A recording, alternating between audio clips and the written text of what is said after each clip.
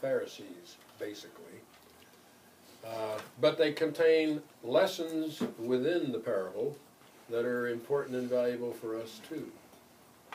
So, we begin today with Matthew 25, 14 through 30.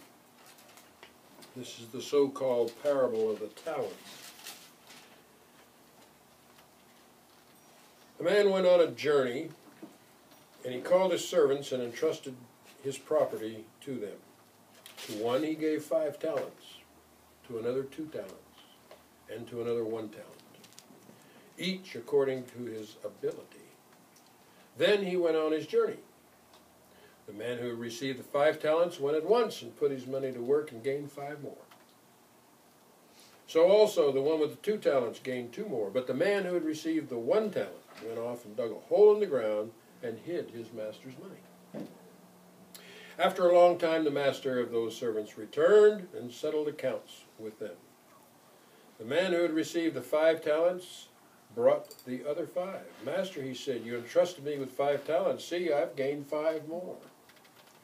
His master replied, well done, good and faithful servant. You've been faithful with a few things. I will put you in charge of many things. Come and share in your master's happiness. The man with the 2 talents also came. Master, he said, you entrusted me with 2 talents. See, I've gained 2 more. His master replied, well done, good and faithful servant. You've been faithful with a few things. I will put you in charge of many. Come and share in your master's happiness. Then the man who had received the 1 talent came. Master, he said, I knew that you were a hard man, harvesting where you have not sown and gathering where you have not scattered seed. So I was afraid and went out and hid your talent in the ground. But see, here's what belongs to you. His master replied, you wicked, lazy servant. So you knew that I harvest where I have not sown and gather where I have not scattered seed? Well, then you should have put my money on deposit with the bankers, so that when I returned, I would have received it back at least with interest. Take the talent from him and give it to the one who has the 10. For everyone who has will be given more, and he will have an abundance. Whoever does not have, even what he has will be taken from him. And throw that worthless servant outside into the darkness, where there will be gnashing of teeth. Weeping and gnashing of teeth.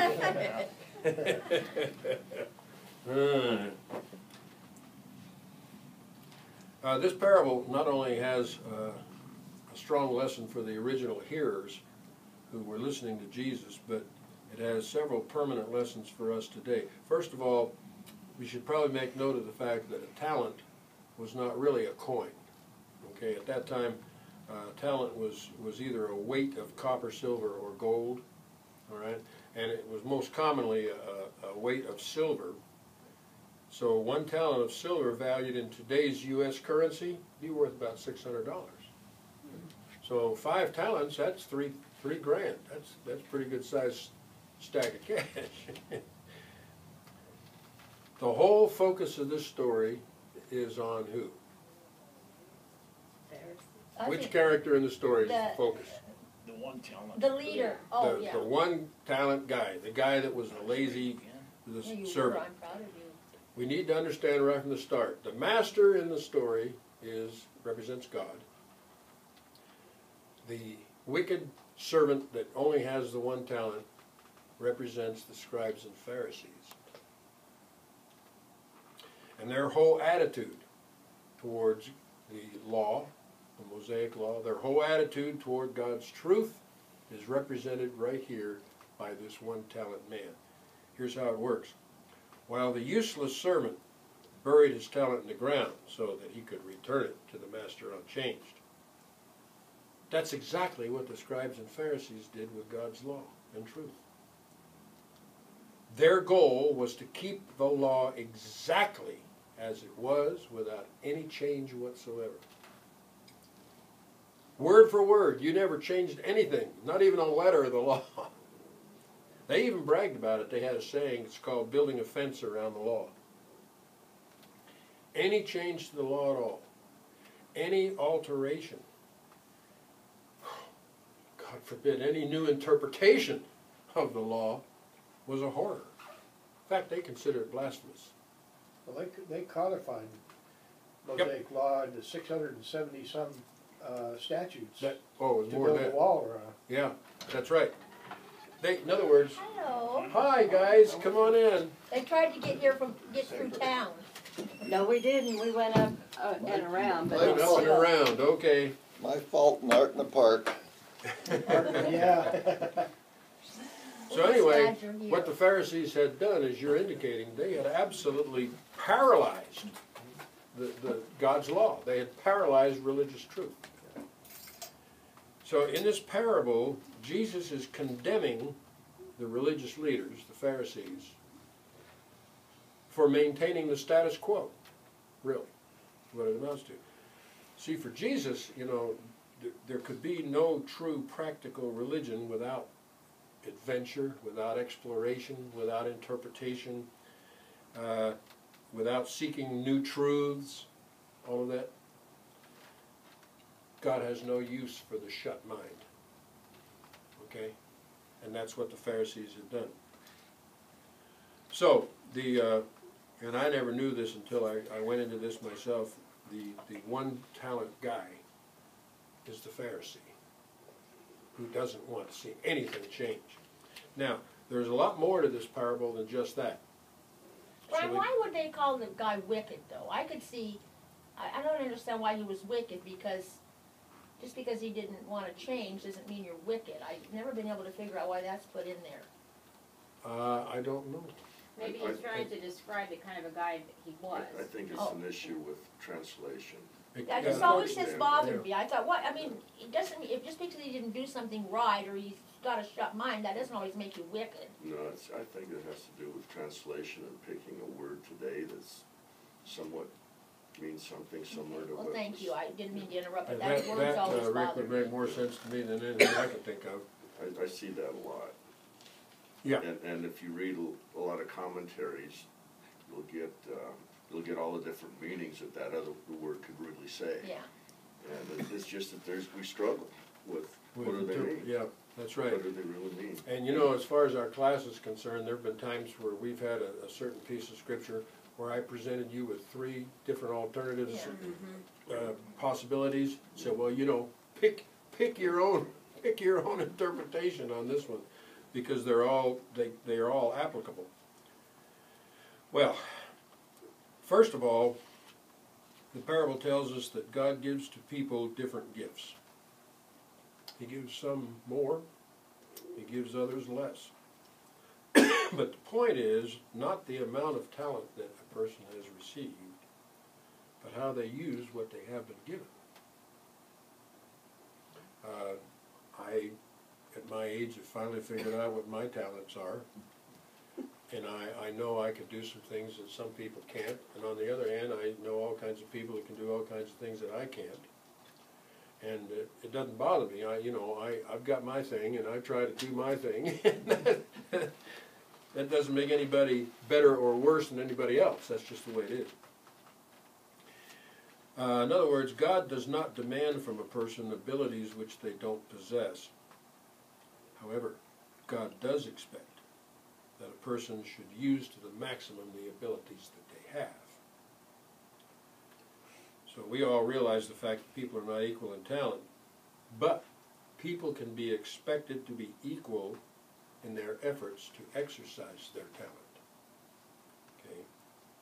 Whatever talent we have, we're expected to lay it all out in the service of God. Secondly, the parable tells us that the reward for work well done is more work. Thanks a lot, God. Hey, sorry about that, guys. The reward is still more work to do. The servants who had done well with the talents that they were given by the master, they're not told to kick back and chill out from that point on. They're not given the opportunity to just rest on their laurels because they did a good job. Instead, the master gives them even greater tasks. He passes out even greater responsibilities in service to the master. Third, we are told in the parable that the person who is punished is the one who will not try. The man with the one talent didn't lose it. I mean, he didn't do anything bad. He just simply didn't do anything. You know what? It probably would have been better for that guy if he had taken the risk with the talent and lost it, rather than to have done nothing with it at all. He should have at least taken the risk for the common good and tried to do something with it. Why did he, why was he concerned about, or why did he assert to the master that the master did not reap from where he did not sow? What's all that about? It probably was a very defensive kind of a thing. Yeah. You know? But that's a heck of a charge if he had no basis for it. Well, the master in this story being God, you know, God does make demands. God demands that we provide service, you know, to Him. So maybe that was where that came from. I don't know. You know, that's where, how did the servant even know that the master was reaping from where he didn't sow? How did he know all that? If he Well, was, I don't know, but if it was a Pharisee, it might have been understandable. Yeah. Because the Pharisees considered themselves gifts to God in the first place. You know. Yeah. I don't know the answer to that one either.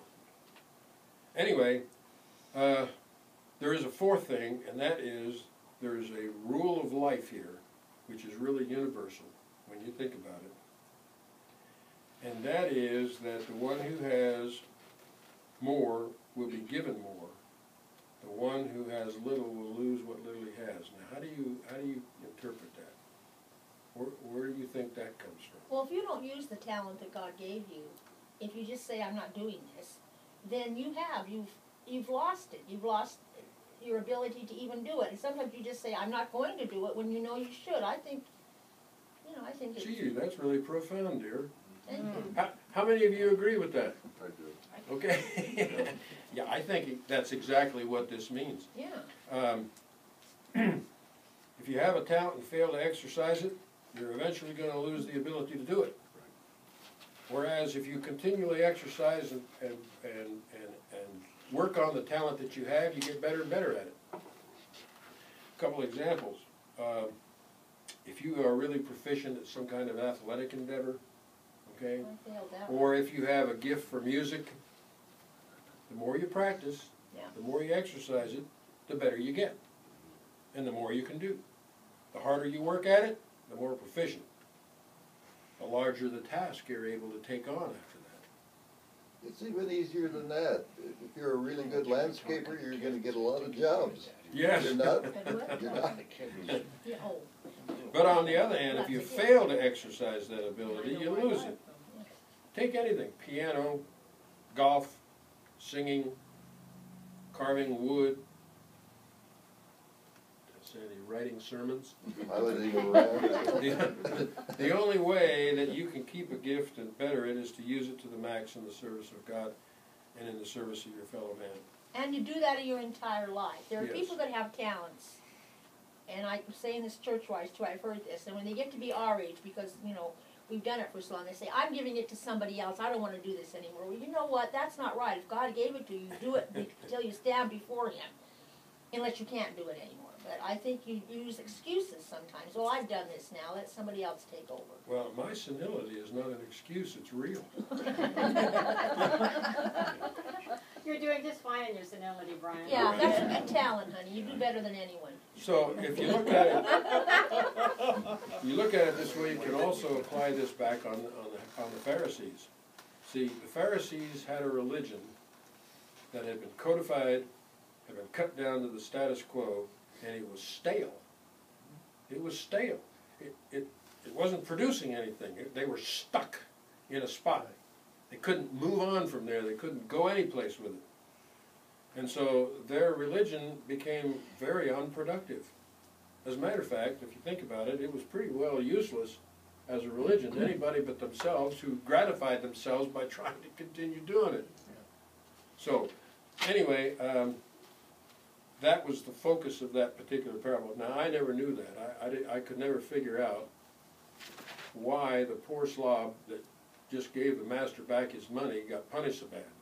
Yeah. You know, it didn't make sense. Well, I kept thinking, you know, Jesus said somewhere else in the gospel that the poor will always be with you.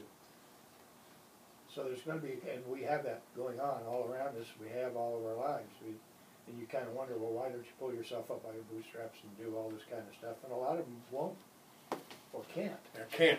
And that, Yeah. by the way, is one of the things down the road here we're going to talk about, this religious platitude, this religious holy cow that people have. God helps those who help themselves. It ain't true. There's a lot of faults in that. We'll get to that one these days. Okay. The second parable that Jesus uses here to go after the Pharisees is one of my favorites. To some who were confident of their own righteousness and looked down on everybody else, Jesus told this parable. 2 men went up to the temple to pray. One a Pharisee and the other a tax collector. The Pharisee stood up and prayed about himself. God, I thank you that I am not like other men, robbers, evildoers, adulterers, or even like this tax collector. But the tax collector stood at a distance. He wouldn't even look up to heaven, but he beat his breast and said, God, have mercy on me, a sinner. I tell you that this man, rather than the other, went home justified before God. For everyone who exalts himself will be humbled, and everyone who humbles himself will be exalted. I love this one. I really love this one. First of all, devout Jews prayed 3 times a day. 9 in the morning, 12 noon, and 3 in the afternoon. And in those days, it was considered that if you prayed in the temple in Jerusalem, man, that made your prayers especially effective. Because you were praying in God's house, right? So, as a result, at 9 in the morning, 12 noon, and 3 in the afternoon, the temple got crowded. Lots and lots of people came there because that was the best place to pray.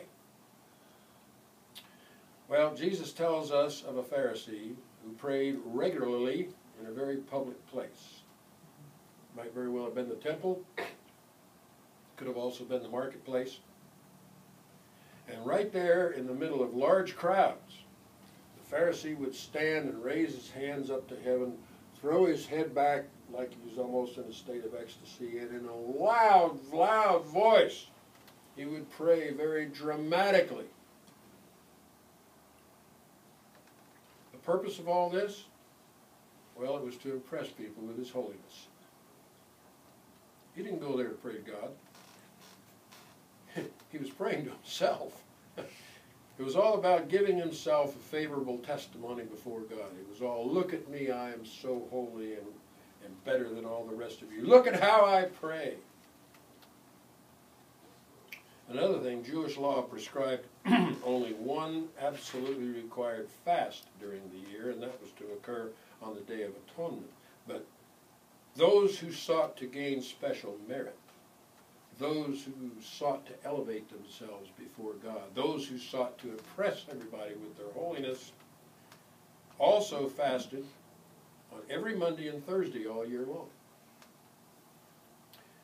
Gee whiz, why Monday and Thursday? Well, guess why? Those were market days. Oh, they could go down there and... They could go down to the marketplaces, which were crowded with thousands of people who come in from all over the countryside. And to make sure that these crowds knew they were fasting on every Monday and Friday, or Thursday, these Pharisees and so on, they would paint their faces white and then dress up in ragged clothing with tears and soiled clothing. And that was how they could be seen as, you know, fasting. It would impress everybody this way. And this would give their piety the largest possible public audience. And this whole attitude of the Pharisee to pray like this and to fast like this was not atypical. It was typical. I got a thing here I found in Barclay, there is a recorded prayer of a certain rabbi which runs like this. I thank thee, O Lord my God, that thou hast put my part with those who sit in the academy, and not with those who sit at the street corners. I rise early, and they rise early, but I rise early to the words of the law, and they to vain things. I labor, and they labor, but I labor and receive a reward, and they labor and receive no reward. I run, and they run, but I run to the life of the world to come, and they to the pit of destruction. It is on record that a Rabbi Simeon ben Jokai once said, if there are only 2 righteous men in this world, I and my son are these 2. And if there is only one, I am he. Pharisee didn't go there to pray, he went to inform God how good he was.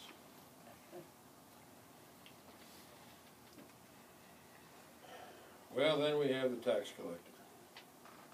He stands far off by himself, possibly even hidden from view back in the shadows in a corner somewhere.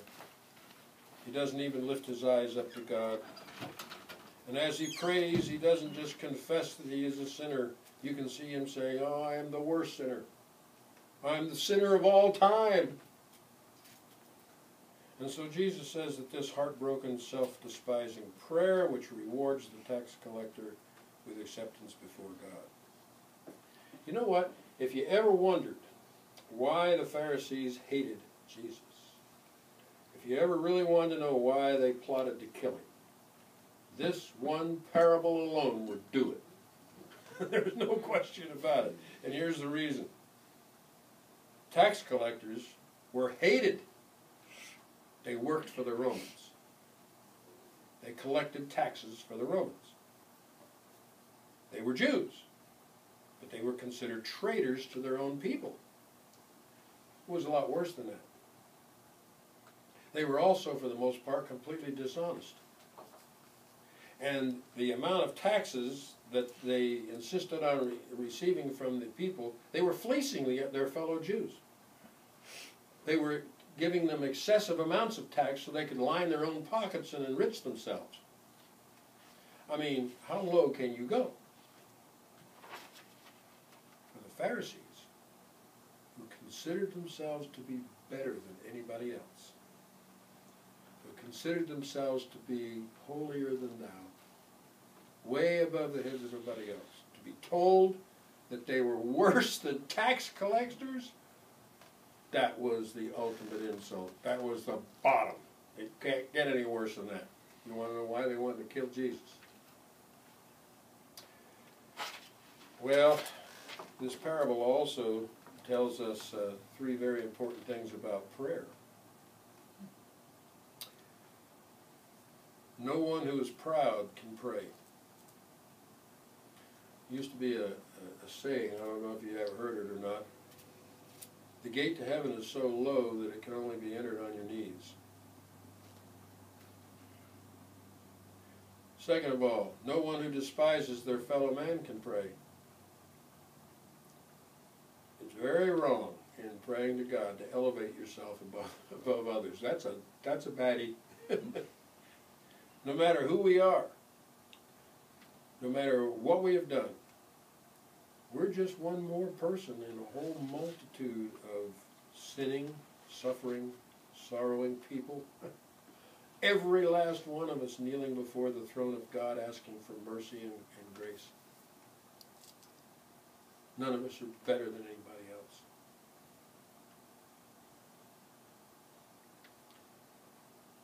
Third, true prayer comes after comparing ourselves to God.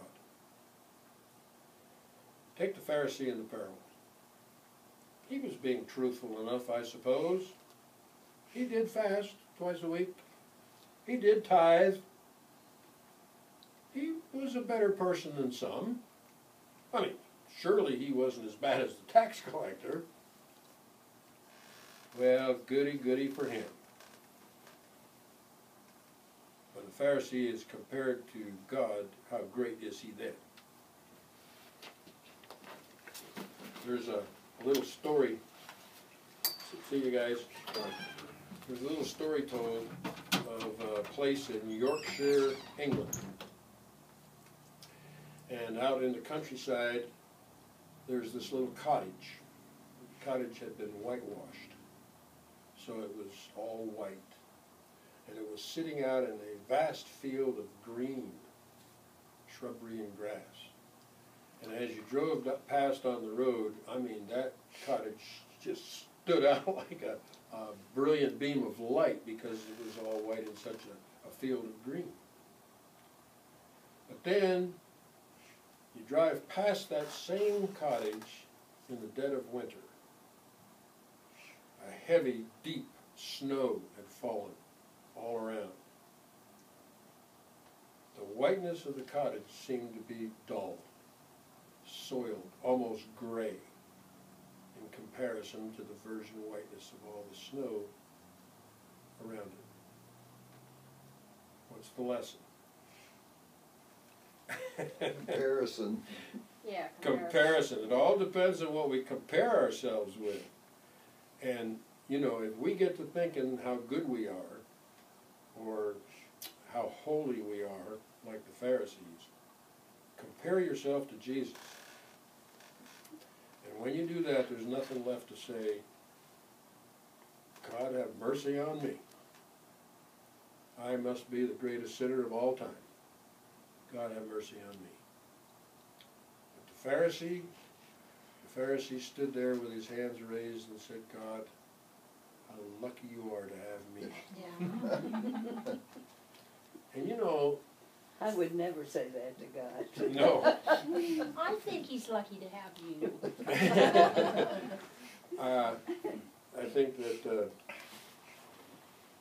I think that there's a lot of Phariseeism in the world today. I think there are a lot of Pharisees in the church. I think there's a lot of Phariseeism in each one of us. Yeah.